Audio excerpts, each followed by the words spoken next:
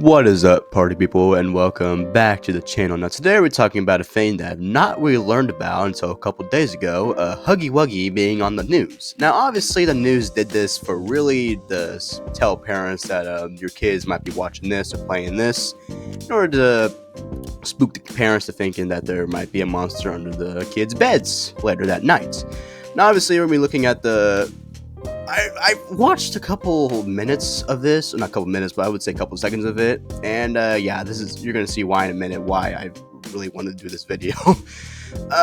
So yeah, but ever since then, I mean, there hasn't really been any talk about any kids being scared of Huggy Wuggy or nothing like that, just brain rot stuff, and the Poppy Playtime game skyrocketing. So yeah, but anyways, enough ranting. Let's begin. Well, we know kids these days can get caught up in social media trends, but it can be alarming for parents to hear about one for much younger kids, elementary age. Holly is in the newsroom with a new game parents need to watch out for. And Holly, this is pretty unsettling. It is unsettling, Steve and Jeanette, and it's called, innocently enough, the Huggy Wuggy game. And while it may...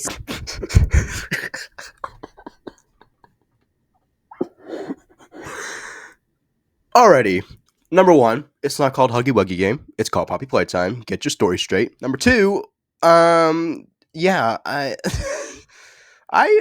kid. This is like whenever Five Nights at Freddy's became a thing. Parents are very worried of kids easily getting scared of Freddy Fazbear jumping out of the closet and killing the player.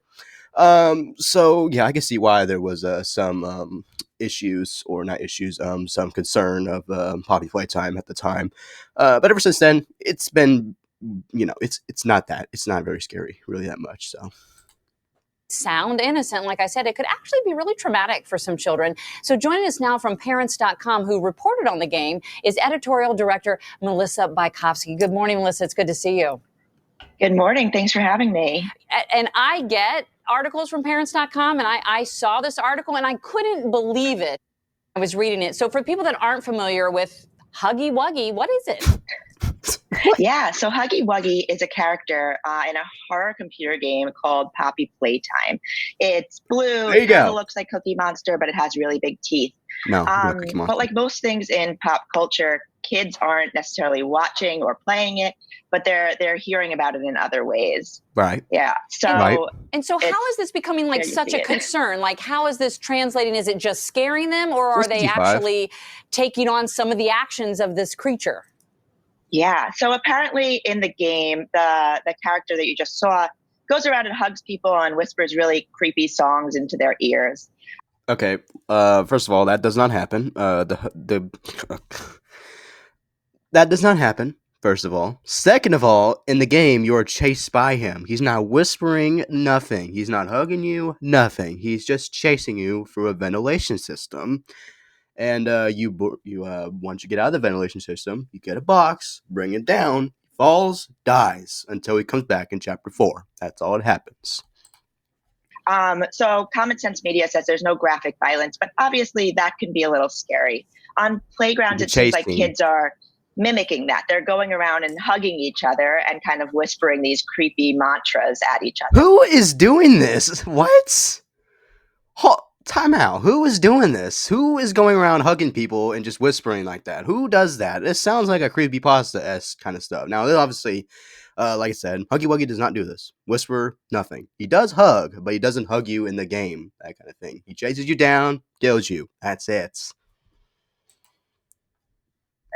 So it's kind of like what we saw with Squid Game, like Squid Game to the playground, Huggy Wuggy to the playground, with kids kind of doing some inappropriate things. So I guess the next obvious question is, how are kids, especially young kids, getting exposed to this? YouTube. So part of it is from, the normal ways. Older siblings are playing it. They're hearing it from friends with older siblings, or, it's on YouTube or a social media app, and a name like Huggy Wuggy easily slips through parental controls. Yeah, I mean, my child never watched an episode of Squid Game, but he knew all about it, right? I mean, that's just kind of like green light. They're all playing it. Yeah. So here's the next thing. What can parents do about it? Yeah. So obviously, it's impossible to know every single thing your kid is playing and watching.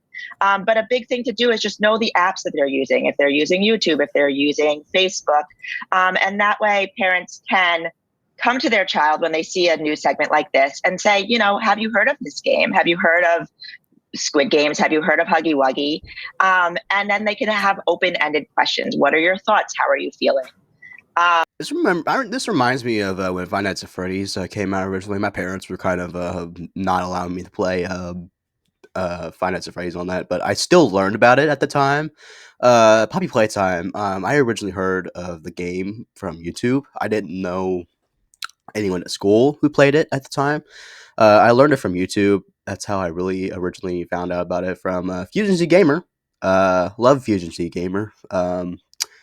But yeah, you can easily learn these things very, very easily. Like Squid Games, for example, my little cousin heard of Squid Games from school, and he would not talk about it, but that kind of thing. And I remember a couple years ago, when Squid Games was big, at Thanksgiving, I played Red Light, Green Light with my cousins. So yeah, these trends can easily get spread very easily, thanks to like TikTok, YouTube, and Twitch.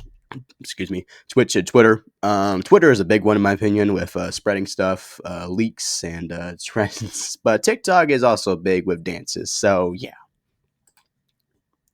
The biggest thing is just communication, making sure that your kid knows that if they are scared or if they are concerned about anything they see, anything their friends are talking about, they can come to their parents. I think it's important to understand what that conversation needs to look and sound like, right? So it's just not a matter of saying, do you know about this? Well, you shouldn't be doing it.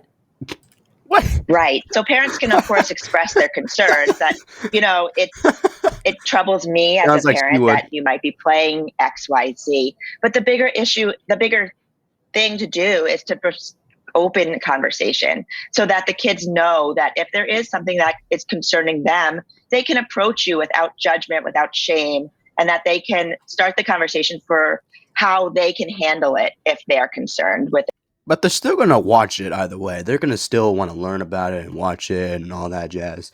Yeah, I understand where the news was coming with this. The fact that kids, like for example, might want to play GTA 5 and the parents are like, "Nope, you should be playing GTA 5." Because the parents just now learned about what GTA 5 is, that kind of thing. But yeah, I mean, this is kind of a dumb reason in my opinion because yeah, I have not seen, like I said, anything about kids getting scared. My school, at the time, nothing. There was no concern in my school. So yeah, next we're gonna go, I guess, watch another news segment of this. The rest of that video, I guess, is gonna be her saying, "Oh, well, kids are gonna be doing this. Kids are gonna be doing that. Kids are gonna blah blah blah blah blah." Good morning. I'm only picking this because there's Game Tunes and frickin' Think Noodles. Character in a new online video game intended for adults has become very popular with children. What do you mean intended with adults? What do you mean? Lots of children play it. This is stupid. Why are you saying it's for adults? I mean, technically it is not, but I'm going to continue. Children.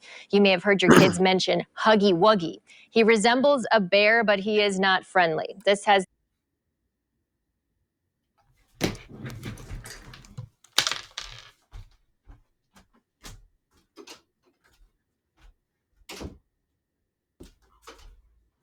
What? What? Hold on. You just said, the first lady said she's a cookie monster. So I got this one saying he's a bear. There's nothing remotely looking like a bear. The attention of law enforcement departments, which have gone so far as to post warnings about the character. I sat down with a few first graders, including my own son, to find out what the fuss is all about. Huggy Wuggy. They seem happy. What do you know about him? He's blue, his head shaped as a heart, and he hugs you until your head pops off.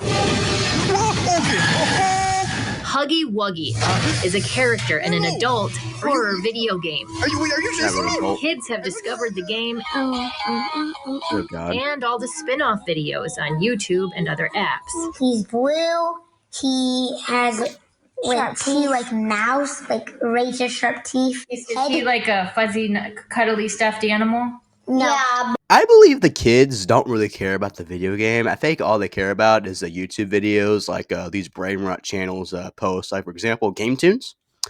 Game Tunes at the time is very known for posting brain rot. I remember their Among Us stuff. That's when they were really good. After their Among Us stuff, they kind of fell off and fell into the brain rot category.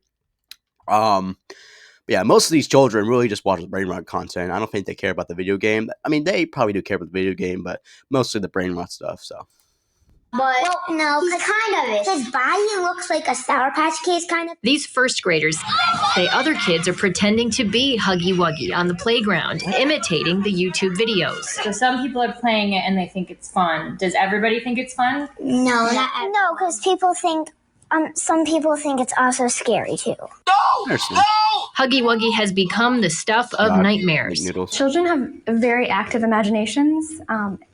Monsters in the closet, monsters under the bed. Hannah Reed is a child therapist at Wedgwood Christian Services. She says the best way to talk about this with your kids is to listen. Don't pretend like it's not a thing, because it is to them. It is to their imagination, just like the monsters under their bed. Validate the fear. So yeah, that sounds really scary. I wouldn't want that for you either. What can we do to maybe protect you and make you feel more comfortable and confident? The maker of the video game Poppy Playtime announced last week a partnership with Studio 71 to turn Huggy Wuggy into a movie star. Hey, I heard about that. They're working on a feature film that will likely also be meant for adults, but could lead to more exposure for kids.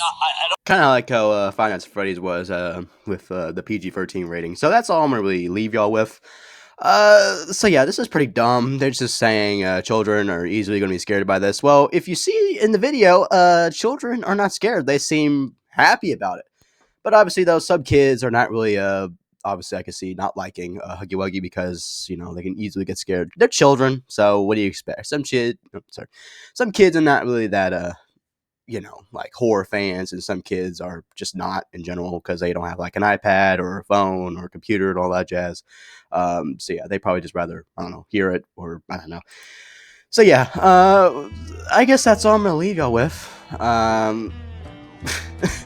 Well, I'm sorry to the news, but Poppy Playtime is still rocking and rolling. Chapter 4 though, you know, they did okay with it, but yeah, they became a meme after its release, with Doughy the Dope Man becoming a meme instantly.